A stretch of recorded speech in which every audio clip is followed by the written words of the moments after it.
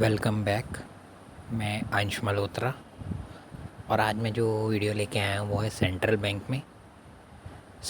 के ऊपर बनी हुई। देखिए, इससे पहले जो मैंने वीडियो कमर्शियल बैंक पे बताई थी, मैंने उसमें एक बात बताई थी कि बैंक्स जो होते हैं बहुत ही इम्पोर्टेंट यूनिट होते हैं हमारे फाइनेंशियल सिस्टम का। इतने इम्पोर्टेंट होते हैं कि उनको समझना इतना ज़रूरी होता है और इसीलिए वो सिलेबस में भी डाले गए हैं। अब इतना कॉम्प्लेक्स जो चीज़ है, आपको क्या लगता है कि सरकार उसको ऐसे ही छोड़ देगी? कोई रूल्स, कोई तरीका तो होना चाहिए ना, क्योंकि इसमें लोगों का ट्रस्ट है और लोगों की ज़िंदगी भर की कमाई, सेविंग्स लगी हुई होती है। अगर इसको ऐसे ही छोड़ दिया जाए तो पता नहीं क्या होगा, कितना लॉ एंड ऑर्डर की स्थिति ख़राब हो सकती है। और सोच के भी बड़ा ख़तरनाक हो जाता है, क्योंकि जब लोगों को ज़रा भी अंदाज़ा हो जाता है ना, जैसे येस बैंक से लेके कुछ साल पहले हुआ था कि वो बैंक फ़ेल होने वाला है, पीएमसी बैंक एक हुआ था, वो तो हो ही गया था ऑलमोस्ट, अब तो उसका मर्जर करना पड़ा। तो ऐसी स्थिति ना आए, इसके लिए हर देश में जो है एक सेंट्रल बैंक होता है, जिसके नाम के पीछे बैंक तो लगता है, लेकिन वो कन्वेंशनल नॉर्मल तरीके का बैंक नहीं होता है एसबीआई। वो रेगुलेटर है, वो एडमिनिस्ट्रेटर है, जो देखता है कि बैंक ठीक से काम कर रहे हैं कि नहीं। उनका रेगुलेटर होता है। जैसे सेबी है, वो स्टॉक मार्केट का रेगुलेटर है, वो देखता है कि स्टॉक मार्केट में सब सही चल रहा है कि नहीं। ऐसे ही नाबार्ड है, जो देखता है कि रीजनल रूरल बैंक्स है और रूरल इकोनॉमी से रिलेटेड जो भी फाइनेंशियल इंस्टीट्यूशन है वो सही से काम कर रहे हैं कि नहीं। ऐसे बहुत सारे रेगुलेटर होते हैं। ऐसे ही telecom regulatory authority of India है, वो देखते हैं कि टेलीकॉम सेक्टर जो है, सारे जो बड़े बड़े कंपनियां होती हैं टेलीकॉम की, एयरटेल, जियो, ये सब एक पर्टिकुलर वेल डिफाइंड सिस्टम में, वेल डिफाइंड गाइडलाइंस पर काम कर रहे हैं कि नहीं। तो इसी तरीके से फाइनेंशियल सिस्टम ठीक से चले, उसमें जिसमें बैंक बहुत ही इम्पोर्टेंट रोल प्ले करते हैं। फाइनेंशियल सिस्टम का हमारा रेगुलेटर जो है वो है reserve bank of India. Reserve bank of India USA में वो अपने सेंट्रल बैंक को फेडरल रिज़र्व कहते हैं। इंग्लैंड में बैंक ऑफ इंग्लैंड कहा जाता है। तो इसीलिए हमारे इंडिया का जो सेंट्रल बैंक है उसको the reserve bank of India कहा जाता है, जो 1 अप्रैल 1935 को इस्टेब्लिश हुआ था, 1935 को अंडर आरबीआई एक्ट 1934। ये हिल्टन यंग कमीशन एक बनाया गया था, उसकी रिकमेंडेशन पर ये सेंट्रल बैंक स्थापित हुआ था हमारे इंडिया में, जिसको रिज़र्व बैंक ऑफ आरबीआई कहते हैं। अब आप सोच ही सकते हैं कि अगर बैंकों को रेगुलेटर या एडमिनिस्ट्रेटर करने की रिस्पॉन्सिबिलिटी होगी तो इस बैंक पर कितनी बड़ी रिस्पॉन्सिबिलिटी होती है। हम जर्नल बात कर रहे हैं सेंट्रल बैंक की, उसमें आरबीआई तो ऑब्वियस सी बात है कि फंक्शन क्या होते होंगे सेंट्रल बैंक के। सबसे इम्पॉर्टेंट काम जो सेंट्रल बैंक ये करता है कि वो करेंसी की अथॉरिटी होता है। बैंक ऑफ इशू भी उसको कहा जाता है। मतलब करेंसी को प्रिंट करना और उनको सर्कुलेट कैसे करना है, ये काम सेंट्रल बैंक का होता है। It is the soul authority for issuing the currency in the country, और कोई ये काम नहीं करता। जो भी करेंसी सेंट्रल बैंक इशू करता है वो उसकी लाइबिलिटी होती है। लाइबिलिटी मतलब रिस्पॉन्सिबिलिटी होती है। मतलब सेंट्रल बैंक जो होता है वो उसकी जिम्मेदारी है कि वो उस करेंसी को उस एसेट्स के साथ इक्वल वैल्यू की रखे, ताकि पब्लिक का, आप देखिए मैं आपको इसको समझाता हूँ सेंटेंस को, कि central bank is obligated to back the currency with assets of equal value. मतलब जितने की करेंसी इशू करता है उतने के उसके पास एसेट होने चाहिए। क्यों? ताकि लोगों का कॉन्फिडेंस रहे। एक याद रखिएगा, आज आप एक पेपर के नोट पे, जिसकी अपने आप में पेपर की क्या वैल्यू है, 500 2000 के नोट की, आप उसको इतनी बड़ी अमाउंट, अपनी ज़िंदगी की सारी सेविंग उसमें एक्सेप्ट कर लेते हैं और आप किसी को दे देते हैं और कोई उसको एक्सेप्ट कर लेता है। क्यों? क्योंकि आपका उस पर भरोसा है कि नहीं, सरकार बैठी है जो हमें इसके वैल्यू दिलाएगी, इसके बदले में हमें वैल्यू दिलाएगी। क्यों? क्योंकि आप देखेंगे कि बैंक के नोट पे भी लिखा होता है कि मैं धारक को कि I promise to pay the bearer the sum of dash and dash, और रिजर्व बैंक के गवर्नर के साइन होते हैं उसके ऊपर। आप नोट चेक कर लीजिएगा। वो एक वो जो होता है एक तरीके से उसकी तरफ से या गवर्नर की तरफ से या गारंटी होती है जो गवर्नमेंट का बंदा है कि आपको इस करेंसी पे पूरा विश्वास होना चाहिए। तो करेंसी अथॉरिटी जो होती है वो सेंट्रल बैंक, उसका एक बहुत इंपॉर्टेंट, हर देश में ये काम होता है। दूसरा इंपॉर्टेंट फंक्शन हुआ banker to the government. Banker to the government मतलब इसमें भी अलग अलग पार्ट होते हैं कि सेंट्रल बैंक जो होता है एज अ बैंकर क्या काम करता है। ये क्या करता है, करंट अकाउंट मेंटेन करता है। सरकार का जो गवर्नमेंट ऑफ इंडिया का जो अकाउंट होता है ना, वो सेंट्रल बैंक आरबीआई मेंटेन करता है। क्योंकि कितने तरह के पैसे सरकार को आते हैं जाते हैं, इतनी ज़्यादा बड़े पैसों पे वो डील करती है सरकार की। आप फिगर्स जानते ही होंगे, हज़ारों करोड़ में होती है। तो वो एज अ बैंकर जो काम करता है गवर्नमेंट का, वो उसमें उसका है कि मेंटेन्स करंट अकाउंट। सरकार के बिहाफ पे बहुत सारा पैसा एक्सेप्ट करता है और पेमेंट भी करता है आरबीआई। आरबीआई एक और इम्पॉर्टेंट काम क्या करता है कि जो गवर्नमेंट होती है ना, उसको समय समय पे अपना डेफिसिट, अपना जो मतलब डेफिसिट मतलब एक्सपेंडिचर इनकम से ज़्यादा हो, उसको कवर करने के लिए ना वो ट्रेजरी बिल्स इशू करती है। तो वो बिल आरबीआई देता है मार्केट में और मार्केट से पैसा उठा के सरकार को दे देता है। तो ये बहुत ही इम्पोर्टेंट है कि उसके बिहाफ पे ये काम करता है आरबीआई। सरकार के बिहाफ पर वो पैसा बोरो करता है और उसको देता है। फिर एज अ एजेंट कैसे काम करता है, एक एज अ एजेंट सरकार से, जो सेंट्रल बैंक होता है आरबीआई है, उसकी जिम्मेदारी होती है कि सरकार का डेप्थ, जो सरकार पैसा उठा रही है, कोई उठा रही है, उसको मैनेज करना है। अब देखिए, सरकार चाहती है ऐसा नहीं कि वो जो चाहे जितना मर्जी डेप्थ उठा ले, नहीं, एक लिमिट होती है जिस तक में रह के ही वो ये काम कर सकते हैं। तो सारा मैनेज करती है कि भाई सरकार जो है पार्लियामेंट के थ्रू जो लॉ बनाए गए हैं उसको फॉलो कर रही है या नहीं। एज अ फाइनेंशियल एडवाइज़र देखिए, क्योंकि सेंट्रल बैंक आरबीआई के अंदर फाइनेंशियल एक्सपर्ट होते हैं जिनका दिन रात यही काम होता है। तो सरकार कई बार उनसे सलाह भी लेती है बड़े बड़े मुद्दों पे। कोई बहुत बड़ा चेंज वो अगर लाना चाहते हैं तो आरबीआई उसमें हेल्प करता है।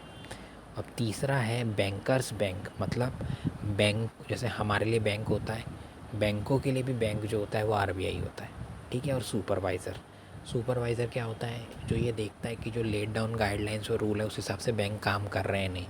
क्योंकि जो इंस्टीट्यूशंस इतने इम्पॉर्टेंट हैं उनको आप उनके बेहाथ पर नहीं छोड़ सकते। आपको देखना पड़ेगा कि वो ठीक से काम कर रहे हैं, क्योंकि लोगों का उस पर ट्रस्ट है और लोग अपनी पूरी ज़िंदगी की सेविंग्स उसमें लगा के बैठे हुए हैं। तो ये बहुत ही इम्पोर्टेंट फंक्शन है जिसमें बैंक क्या करता है कि बैंक, जो मैंने आपको बताया था ना लास्ट वीडियो में कि लीगल रिज़र्व रेशियो, तो वो असल में सीआरआर और एस होते हैं जो वो अपने पास रखता है। हर बैंक को सीआरआर जो होता है वो सेंट्रल गवर्नमेंट के पास रखना होता है, इसे कहते हैं कैश रिज़र्व रेशियो। दूसरा होता है एसएलआर, जिसको कहते हैं स्टैच्यूटरी लिक्विडिटी रेशियो, जो बैंकों को अपने पास रखना होता है। कैश रिज़र्व में क्या होता है, वो सेंट्रल बैंक के पास उसको वो रिज़र्व रखना होता है। Banks are required to keep a certain proportion of their deposits with the central bank. ये बैंकर्स बैंक के फंक्शन के अंडर आता है। बैंकर्स बैंक और सुपरवाइज़र जो तीसरा फंक्शन था उसी के अंडर एक होता है lender of last resort. Guys, ये जो टर्म है ना, ये बहुत इंपॉर्टेंट है कि why central bank is called lender of last resort. क्यों, मतलब जब आपके पास कुछ ना हो तो जिनके पास आप जाते हो ना, ये वो वाला बैंक कहा जा सकता है। When bank fails to meet, देखिए बैंक क्या करता है कि जब उसको उसको रिज़र्व भी मेंटेन करने हैं, उसको एकदम से कई बार ऐसा हो सकता है कि कैश की शॉर्टेज हो जाए, बहुत ज़्यादा लोग विड्रॉ करने आ जाए और उसको अगर कहीं से पैसा ना मिले तो उसको सेंट्रल बैंक आना पड़ता है। When the bank fails to meet their financial requirement from other sources, they approach the central bank to give loans, ठीक है ना। तो ये एज अ लास्ट रिजॉर्ट काम करता है बैंक्स के लिए। फिर एज अ सुपरवाइज़र भी उसमें फंक्शन लिखा, तो बैंक क्या करता है, रेगुलेट करता है और कंट्रोल करता है कमर्शियल बैंक का। जैसे लाइसेंस, अगर किसी को बैंक शुरू करना है तो आरबीआई से लाइसेंस लेना पड़ेगा। अपनी ब्रांच की एक्सपेंशन करनी है कि और ब्रांचेस खोलनी है तो भी आपको परमिशन लेनी पड़ेगी। लिक्विडिटी, ये देखती है कि बैंक्स, ये तो नहीं है कि लोन पे लोन चढ़ाए जा रहे हैं, उनके पास उतना कैपिटल है कि कल को अगर कुछ लोन फेल हो जाते हैं तो ये ना हो कि बैंक कोलैप्स कर जाए। ऐसा तो नहीं है कि वो रिज़र्व मेंटेन नहीं कर रहे हैं, ऐसा तो नहीं है कि वो उतनी जितनी उनको कही गई है कि भी उतना लिक्विड पैसा उनके पास होना चाहिए वो रख रहे हैं कि नहीं। तो एज अ सुपरवाइज़र भी वो काम करते हैं। अब तीसरा बहुत ही इम्पोर्टेंट जो है आपका, सॉरी तीसरा नहीं चौथा कहूँगा मैं, वो है कि आपका controller of money supply and credit. इसके अंडर क्या होगा कि आपका for this RBI make use of following method: credit control, money supply और क्रेडिट को कंट्रोल करना। गाइस, मैंने आपको मनी सप्लाई का, मनी के पे जो मैंने वीडियो बनाया हुआ है उसमें मैंने मनी सप्लाई बताई थी। अब आरबीआई कैसे कंट्रोल करता है? आरबीआई दो रेट तय करता है, रेपो रेट और रिज़र्व रेपो रेट। जब भी ना हर महीने नहीं, हर 2 महीने में सेंट्रल बैंक की ना एक पॉलिसी आती है, तो वो उसमें रेट अनाउंस करते हैं। अगर आप न्यूज़पेपर पढ़ते हो ना तो कई बार आरबीआई से रिलेटेड आप पढ़ेंगे कि वो रेट कट की बात हो रही है, रेट बढ़ाने की बात हो रही है। वो जो रेट होता है वो असल में रेपो रेट होता है। और भी तरह के रेट हो सकते हैं, लेकिन आप बेसिकली समझिएगा कि रेपो रेट और रिवर्स रेपो ये दो इम्पॉर्टेंट इंटरेस्ट रेट हैं जिससे वो मनी सप्लाई और क्रेडिट को कंट्रोल करता है। रेपो का मतलब होता है रीपरचेज, मतलब it is the rate which a central government, जो सेंट्रल बैंक होता है किसी भी कंट्री का, वो लेंड करता है बैंक को अपने शॉर्ट टर्म एंड को मीट करने के लिए। रेपो रेट वो रेट होता है जिस पर सेंट्रल बैंक कमर्शियल बैंक को पैसा देता है, उन वो जब सिक्योरिटीज़ अपनी रखते हैं सेंट्रल गवर्नमेंट आरबीआई के पास। याद रखिएगा, रिवर्स रेपो रेट उल्टा होता है, ठीक है। उसमें ये वो रेट होता है जिसमें आरबीआई बैंक से लोन ले लेता है, कमर्शियल बैंक से। वो ये जानबूझ के करता है मनी सप्लाई को कंट्रोल करने के लिए। अब देखिए कि इससे मनी सप्लाई कैसे इफ़ेक्ट होती है। मान लीजिए उसने रेपो रेट बढ़ा दिया। रेपो रेट क्या था? वो रेट जिस पे सेंट्रल बैंक बैंकों को पैसा देता है। अब अगर बैंकों को पैसा कॉस्टली मिलने लगेगा तो वो भी आगे महंगा देंगे, इंटरेस्ट रेट बढ़ा के देंगे। और जब इंटरेस्ट रेट बढ़ेगा तो लोग कम बोरो करेंगे क्योंकि आपकी कॉस्ट बढ़ गई लोन लेने की। इस तरीके से उसने मनी सप्लाई को कंट्रोल कर लिया। लोग बोरो नहीं करेंगे तो वो मनी क्रिएशन की साइकिल आपको याद होगी, वो आगे चलेगी नहीं। इस तरीके से काम करता है आरबीआई क्रेडिट और मनी सप्लाई अल्टीमेटली कंट्रोल करने के लिए। Increase in repo rate increases the cost of borrowing from the central bank. It forces the central government to increase the lending rate which discourages borrowing from taking loans. ठीक है ना, ये basic एक तरीका होगा। मैंने आपको रेपो रेट बताया था वैसे ही बैंक रेट होता है, ये बिल्कुल सेम होता है रेपो रेट की तरह, बट इसमें बस मेन डिफरेंस ये कि लॉन्ग टर्म नीड्स के लिए दिया जाता है बैंक रेट। और रिवर्स रेपो रेट बिल्कुल उल्टा होता है। जब उसको लगता है कि बहुत ज़्यादा एक्सेस मनी सप्लाई हो गई है तो वो इन टूल्स का यूज़ करता है मनी सप्लाई को हैंडल करने के लिए। तो रिवर्स रेपो में फिर एक बार आपको समझा देता हूँ। ये रेट होता है जिस पे आरबीआई बोरो करता है कमर्शियल बैंक में। बहुत मोटी मोटी सिंपल बात बता रहा हूँ। आरबीआई यूज़ करता है इस टूल को जब उसको लगता है कि मनी सप्लाई बहुत ज़्यादा हो गई है। कैसे? देखिए, मान लीजिए कि वो रिवर्स रेपो रेट को बढ़ा देता है। अब ये रेट क्या है जिस पे आरबीआई ख़रीदता है, जिससे आरबीआई जो है वो मनी लेंड करता है कमर्शियल बैंक से, बोरो करता है सॉरी। तो बैंक बहुत खुश होते हैं आरबीआई को लेंड करने के लिए क्योंकि उनकी मनी सेफ हैंड में, उन्हें पता है यहाँ कभी डिफ़ॉल्ट नहीं हो सकता। लोगों को देने में तो हो सकता है कोई पैसा वापस ना करे। अब जैसे ही बैंकों ने लोन ना दे के आरबीआई को दिया तो मैं सिस्टम से मनी निकल गई। आरबीआई के पास जो मनी होती है वो मनी सप्लाई का पार्ट नहीं होती। याद रखना, मैंने बताया था मनी जनरेटिंग सेक्टर पार्ट नहीं होता है मनी सप्लाई का। तो अब क्या हुआ कि आरबीआई ने मनी सप्लाई खींच ली क्योंकि उसको लगा ये ज़्यादा है। इस तरीके से उसने मनी सप्लाई कंट्रोल किया और बैंक खुशी खुशी उसको लोन करते हैं क्योंकि लोन की सेफ्टी बहुत है।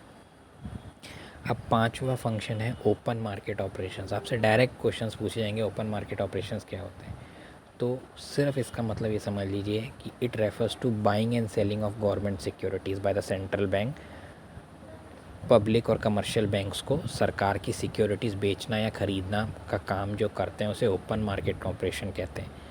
आरबीआई को ये जिम्मेदारी दी जाती है एक्ट के थ्रू कि वो उसके सरकार के ट्रेजरी बिल्स और सिक्योरिटीज़ को बेच सकता है। मान ली है, अब इसमें ये लिखा, अब ये करना होता है। मैं आपको ये बता दूं कि सरकार की सिक्योरिटी और ट्रेजरी बिल्स क्या होते हैं। ये सिक्योरिटी ट्रेजरी बिल्स एक तरीके का एक तरीका होता है सरकार के पैसे को बोरो करने का।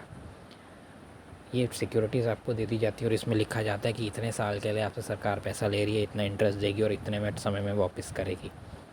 मोटा मोटा ट्रेजरी बिल्स यही होते हैं और सिक्योरिटी यही होते हैं। ट्रेजरी बिल्स कम समय के लिए होते हैं और गवर्नमेंट सिक्योरिटी कम से कम कई बार 30 साल तक के लिए भी हो सकती हैं। बॉन्ड ही होते हैं एक तरीके से। अब मैं आपको बताता हूँ कि इससे सेंट्रल बैंक कैसे जो है मनी सप्लाई को कंट्रोल करता है। ये भी एक तरीका है मनी सप्लाई को कंट्रोल करने का। मान लीजिए उसने सेंट्रल बैंक ने सिक्योरिटीज़ को सेल किया, ठीक है ना, उसने सिक्योरिटीज़ को सेल किया, सिक्योरिटी सेल करके पैसा खींच लिया। सेंट्रल बैंक ने वो सिक्योरिटी ख़रीदी, सिस्टम से पैसा खींच लिया। ये बात आपको ज़रूर समझ आ जानी चाहिए। इसने क्या किया, बैंक की एबिलिटी को कम कर दिया लोन देने की, क्योंकि अब उन्होंने तो पैसा आरबीआई को दे दिया, सिक्योरिटी ख़रीद ली। इसकी वजह से मनी सप्लाई भी कम हो गई।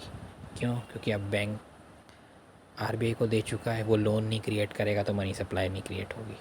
तो इस तरीके से ये सिस्टम काम करता है। तो ओपन मार्केट क्या हुआ? It refers to buying and selling of government securities by the central bank from or to public and commercial bank. 6th function है लीगल रिजर्व रिक्वायरमेंट, वो जो हमने मनी क्रिएशन में पढ़ा था। तो लीगल रिज़र्व में लीगल होते हैं, ये करना ही होता है बैंक को रिज़र्व की। तो कमर्शियल बैंक ऑब्लिगेटेड होते हैं रिज़र्व मेंटेन करने के लिए, उनको करना ही होता है। तो हमारे इंडिया में बैंक्स को 2 टाइप के रिज़र्व बना के रखने होते हैं। पहला है कैश रिज़र्व रेशियो। ये एक वो मिनिमम परसेंटेज है उनके डिपॉजिट्स का net demand and time liabilities, क्योंकि बैंकों की डिपॉजिट लाइबिलिटी होती है, उन्हें वापस करने होते हैं, जो सेंट्रल बैंक को, जो कमर्शियल बैंक को सेंट्रल बैंक के पास रखने पड़ते हैं कैश के फॉर्म में, क्योंकि कैश रिज़र्व रेशियो लिखा हुआ है, ठीक है। दूसरा होता है statutory liquidity ratio. It refers to वो परसेंटेज ऑफ डिमांड डिपॉजिट्स जो बैंक को अपने पास रखने होते हैं। ये दोनों में सबसे बड़ा डिफरेंस होता है। कैश रिज़र्व रेशियो को आरबीआई के पास रखना पड़ता है, स्टैचुटरी लिक्विड को अपने पास रखना होता है, और जो कैश रिज़र्व रेशियो होते हैं वो कैश में होते हैं। और एक बात मैं और बता दूं कि कैश रिज़र्व रेशियो पे कोई इंटरेस्ट नहीं मिलता है। फिर 7वां है मार्जिन रिक्वायरमेंट्स। ये बड़ी बेसिक सी चीज़ है कि जो बैंकों पे आप जब कभी भी लोन लेने जाते हो ना, मान लीजिए आपने होम लोन लिया या कोई भी कार पे आपने किसी चीज़ को गिरवी रख के मॉर्गेज लोन लिया, तो वो कभी भी आपको पूरा लोन नहीं देती है। हमेशा एक वैल्यू को काट के ही आपको लोन देती है। तो जो वैल्यू होती है वो मार्जिन कहते हैं उसको। It is the difference between the amount of loan and the market value security की।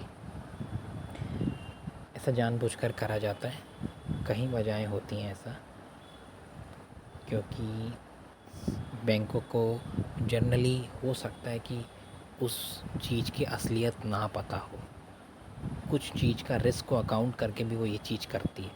मान लीजिए अभी इस मार्जिन को बढ़ा दिया गया, तो ये बैंकों की कैपेसिटी को रिड्यूस कर देगा, मनी सप्लाई को भी रिड्यूस कर देगा। उसने कहा कि भाई आप, मतलब मान लीजिए अगर 1 लाख की चीज़ है तो आप 50,000 से ज़्यादा का लोन नहीं दे सकते, इससे मनी सप्लाई रिड्यूस हो जाएगी।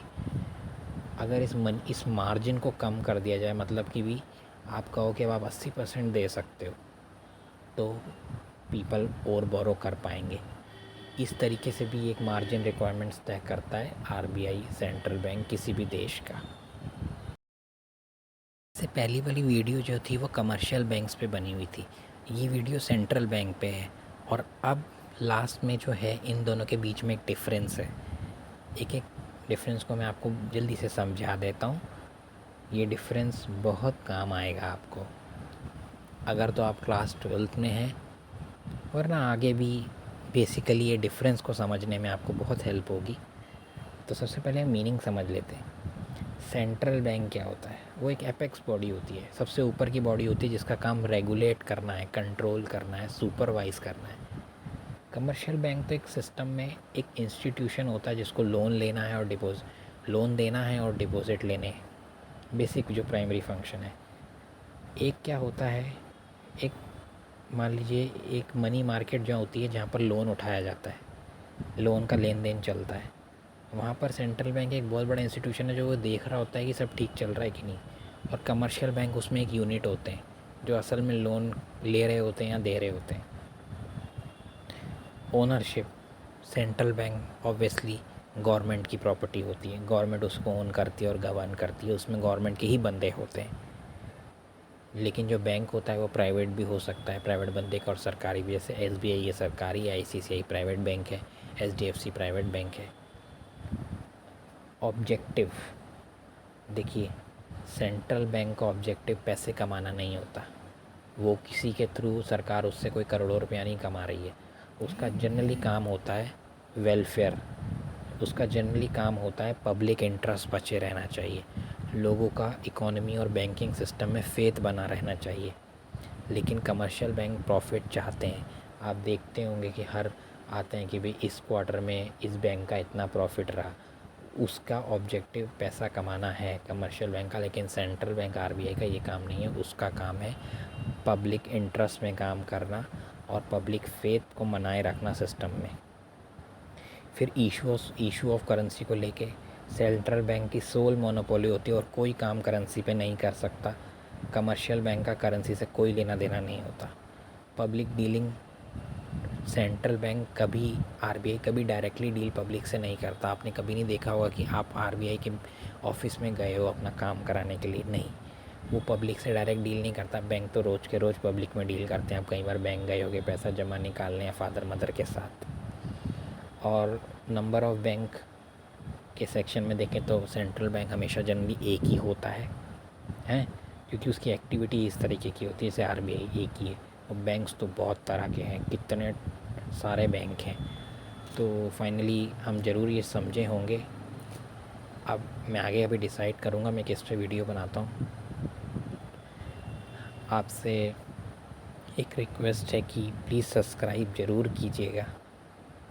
और कुछ भी पसंद नहीं आ रहा, कोई साउंड नहीं पसंद आ रही या कोई तरीका पसंद नहीं है तो ज़रूर लिखिएगा। ये एक डिस्कशन फोरम ही है एक तरीके से। मैं कभी नहीं क्लेम करता कि मुझे सब कुछ पता है, तो मैं जो बता रहा हूँ ठीक है। अगर आपको कहीं भी एक वीडियो में लगती है जो मैं नहीं देख पाया हूँ तो आप बताइएगा, और ऐसे ही वीडियोस देखते रहिए और शेयर भी कीजिएगा।